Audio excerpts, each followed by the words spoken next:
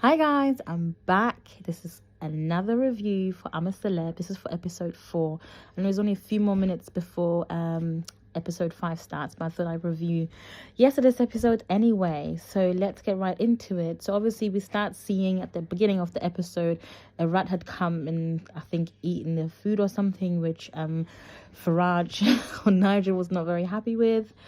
We see Marvin and Fred working out, and I must say Fred is looking good for his age. Very toned, nice body. We then see Josie expressing how she's impressed with Marvin's body. We then see Nella explain that she never finishes anything. She will start something and she would never finish. She was talking to Grace at this point, and she was explaining that the more successful she got, the less discipline she got, actually, which is quite interesting, so Nella was explaining this to Grace. She basically has a lack of discipline, and she literally during lockdown went from a size 12 to a size 20. She was drinking every day. She said she locked herself up. Obviously, she had her parent, her dad passed away during that time as well. So it was pretty tough for her. So she obviously was going through a hard time. She also talked about that she actually does want to level up.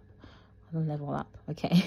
That's my words. But she said she does want a relationship. She just want to give it a chance. She wants to live a healthy lifestyle, and she really wants to pull this through. She did say that if Jamie Lynn Spears had left as she was threatening to leave, she would have been right behind her, which is interesting because as much as Nella did struggle from the start of the show, I didn't really see that kind of energy that she was at any point feeling to leave. But then again, we don't see everything that's filmed, so that might have been the case. We then see Danielle say that Jamie would actually leave, after she does the trial, and she was 100% sure that Jamie will leave because she's been so emotional the whole time, and she's been saying that she misses her kids and she just wants to leave. We then also see Jamie say herself that, to be fair, she wants to leave. She just wants to get the stars. The companies have been so supportive to her. After she gets the star, she will basically leave. So then we see all the campmates obviously trying to encourage her and hyping her up and saying she's going to do it. I genuinely believe that Jamie would do it as well. I was actually quite confident that she would do it. We then see her go off to do the challenge. I think she was escorted by Josie and Danielle. And can I just say, big up to Danielle. She seems to be just that supportive friend, that supportive girl throughout the show so far. So I really like her. She just seems really cool. So then we see her go and do the challenge after being escorted by the 2 other campmates. She tells Anton Deck that she will do her absolute best for the challenge. So what do we see? We see Jamie smashing the challenge like no one's business. Like, at this point, I remember tweeting on Twitter saying, you would think that Jamie was crying all this time because she was so desperate to do a challenge. Like, she literally smashed the challenge, which was amazing to see. I also actually tweeted on Twitter, I said that there is a thing called the 5 ways of well-being. So this is to do with your mental health. If you practice the 5 ways every single day, incorporate that in your life, you feel better for it. So one of the 5 ways to thrive includes giving.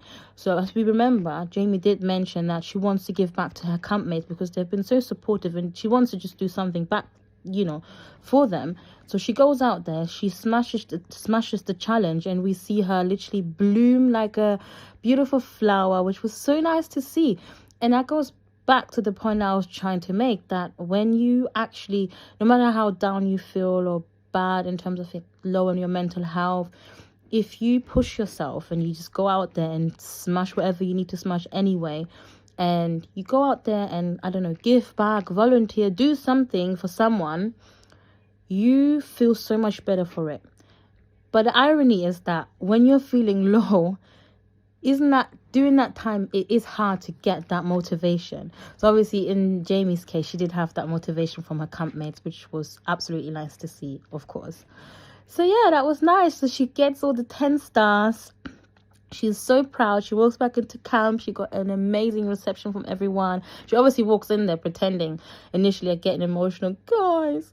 And then she starts saying, I got 10 stars, which was nice to see.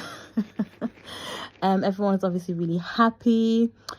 And yeah, embraces her and like welcomes her back and so on and so forth.